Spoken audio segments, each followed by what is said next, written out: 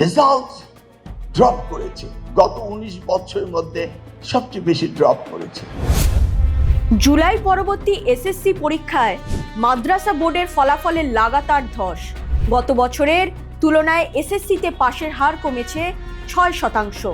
সব থেকে খারাপ ফলাফল মাদ্রাসা শিক্ষা বোর্ডে। 226টি মাদ্রাসার শিক্ষা প্রতিষ্ঠানে পাশ করতে পারেনি একজনও।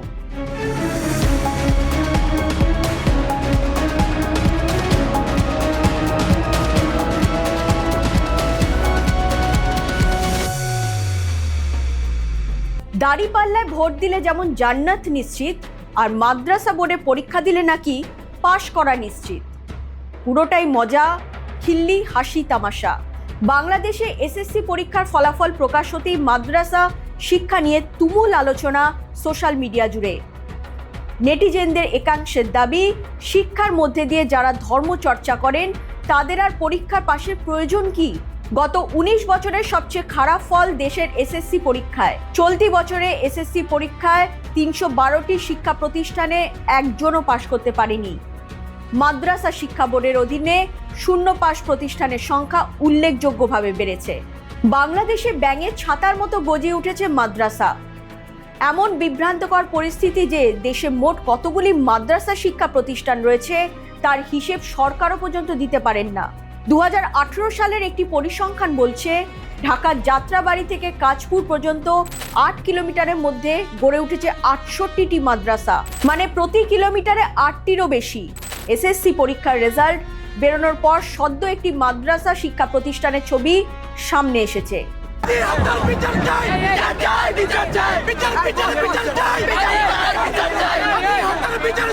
মুখে ধর্মীয় স্লোগান, হাদি হত্যার বিচারের দাবি। এরা কারা? মাদ্রাসা শিক্ষা বোর্ডের সঙ্গে হাদি হত্যার সম্পর্ক কি? এই শিক্ষার্থীরা মাদ্রাসা থেকে সদ্য 10ম শ্রেণী পাশ করেছেন। ভবিষ্যৎ নিয়ে ভাবার বদলে তারা রাজনীতি নিয়ে ভাবতে শুরু করেছেন এবং এমন একটা ইস্যু তুলে ধরেছেন যার জন্য দেশের সংখ্যালঘুদের দিনে দুপুরে খুন হয়ে যেতে হয়েছিল। তবে কি মাদ্রাসা উগ্রবাদ প্রশিক্ষণে আতুরঘর হয়ে উঠেছে? শিক্ষার্থীদের ধর্মীয় স্লোগানের সঙ্গে রাজনৈতিক দাবি দেশের ধর্মীয় উগ্রবাদের ভয়ঙ্কর ছবিটাকেই তুলে ধরছে। স্পষ্ট বুঝিয়ে দেওয়া হচ্ছে মাদ্রাসা শিক্ষার মধ্যে দিয়ে হিংস্রতার পাঠ পড়ানো হচ্ছে। সোশ্যাল মিডিয়ায় ঘন ঘন ছড়িয়ে পড়েছে সেই সব ভিডিও।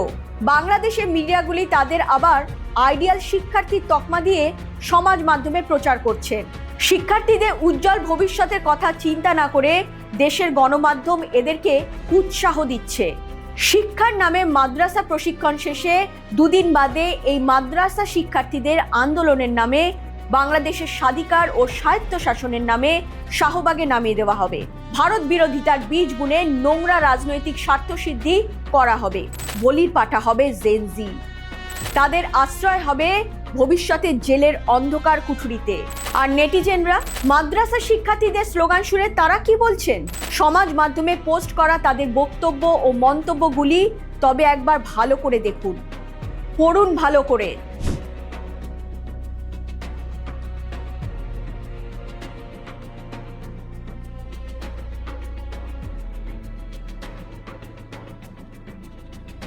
মাদ্রাসা বোর্ডের অতি খারাপ ফলাফলের পর নেটিজেনরা অকথ্য ভাষায় মাদ্রাসা শিক্ষা নিয়ে মন্তব্য করে চলেছেন।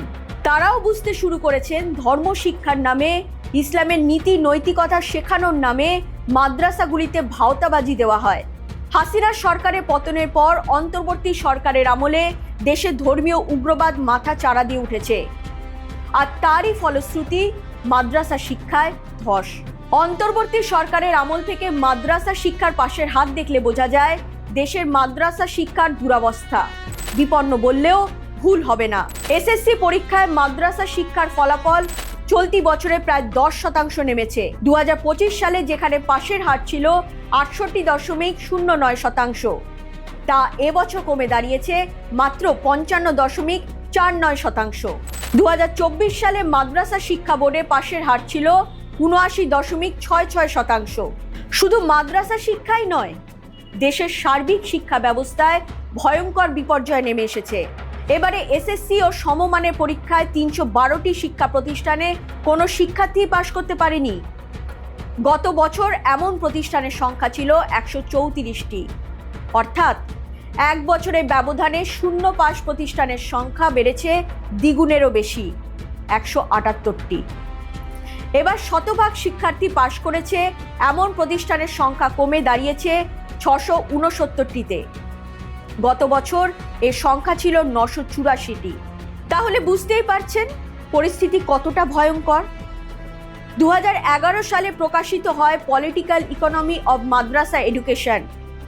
এই বইতে অধ্যাপক আবুল বারকাত উল্লেখ করেছেন, গত 60 বছরে দেশে কাওমি মাদ্রাসার সংখ্যা বেড়েছে হু হু করে প্রায় 13 গুণ।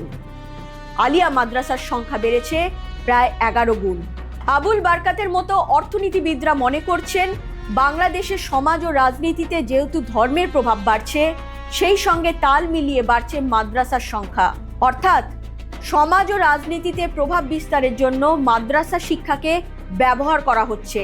ধর্মকে কিভাবে রাজনীতির অস্ত্রে পরিণত করা যায় তার যথাযথ তালিম মেলে মাদ্রাসায়। মাদ্রাসা শিক্ষার ব্যয়ভার সাধারণ শিক্ষার চেয়ে কম হওয়ায় সাধারণ গরিব ঘরের ছেলেমেয়েরা মাদ্রাসায় যায়, আর এই সুযোগেই তাদের মগজ ধোলাই করা হয়। কেন মনে হচ্ছে মাদ্রাসাগুলি জঙ্গি প্রশিক্ষণ কিংবা উগ্রবাদ প্রশিক্ষণের কেন্দ্র? তার আরও একটি উদাহরণ দেব। জানেন কি, কাওমি মাদ্রাসা কর্তৃপক্ষ মাদ্রাসা পরিচালনার জন্য রাষ্ট্রের সহায়তা চায় না। সরকারি অনুদান পেতে হলে মাদ্রাসাগুলিকে সরকারের কাছে মাদ্রাসা সংক্রান্ত যাবতীয় নথি পেশ করতে হবে। সরকারের সামনে নথি পেশ করতে তাদের অসুবিধা কোথায়? কেন এত লুকোচুরি? অধ্যাপক আবুল বারকাত তার বইয়ে উল্লেখ করেছেন, কাওমি মাদ্রাসার অর্থের উৎস প্রধানত দুটি, একটি আভ্যন্তরীণ, অন্যটি ফরেন ফান্ডিং। কে বা কারা অনুদান দিচ্ছে, কত টাকা অনুদান দিচ্ছে, কেনই বা অনুদান দিচ্ছে, সেই সংক্রান্ত বিষয় মাদ্রাসা কর্তৃপক্ষ মুখ খুলতে চায় না। কাটা গায়ে নুনের ছিটের মতো পরীক্ষায় ফেল করা মাদ্রাসা শিক্ষার্থীদের পাশে দাঁড়ানোর আশ্বাস দিয়েছে জামায়াতে ইসলামী ছাত্র সংগঠন ছাত্র শিবির। ছাত্র শিবির নাকি কাউন্সিলিং এর ব্যবস্থা করছে। আদৌ কি তাই? নাকি নতুন করে মগজ ধোলাই? মাদ্রাসায় শিক্ষকের অভাবের কথা প্রায়শই শোনা যায়। এসএসসি রেজাল্ট বেরোনোর পর আমরা এমন একটি মাদ্রাসার খোঁজ পেলাম যেখানে 19 জন শিক্ষার্থী ও 17 জন শিক্ষক। মাগুরা দাখিলা মাদ্রাসায় পড়ুয়া প্রতি একজন করে শিক্ষক ধরে নেওয়া যায়। এরা প্রত্যেকেই ফেল। তবে কি পড়াশোনা হয় ওই মাদ্রাসায়? কারা করে ফান্ডিং? মাদ্রাসায় যদি পড়াশোনা নাই হয়, সেই টাকা যায় কোথায়? এমন হাজারো প্রশ্ন রয়েছে। মাদ্রাসা শিক্ষার ব্যর্থতা ঢাকতে পাল্টা দোষারোপ শুরু করা হয়েছে। নওগাঁর মাদ্রাসায় এক অধ্যক্ষ অদ্ভুত দাবি করে বসলেন, পরীক্ষা হলে সিসিটিভি ছিল, তাই পরীক্ষার্থীরা নাকি ঘাবড়ে গিয়ে ভালো রেজাল্ট করতে পারেননি।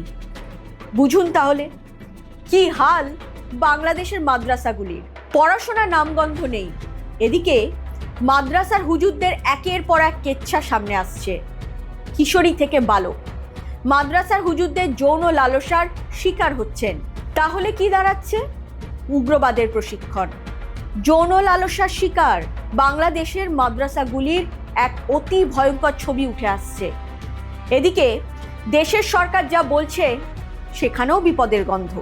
যেমন পরীক্ষা তেমন নাকি ফল। হাওয়াবাজি করে পরীক্ষার্থীদের পাশ করানো হয়নি, দাবি করছে দেশের নির্বাচিত সরকারের প্রতিনিধি।